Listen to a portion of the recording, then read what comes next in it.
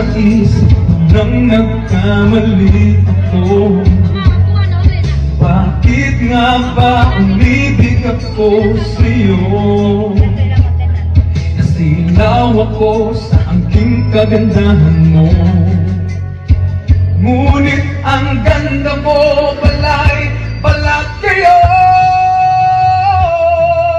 Papulyaw na nga kung mag-utos ka, mainit pa ang ulo kung walang pera. Ipinahiya ako sa barkada, minsan binabatukan mo pa.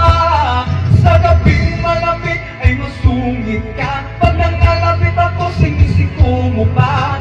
Ano na lang ang dapat kong gawin? Paano ko pa muling masasabi ika'y akin?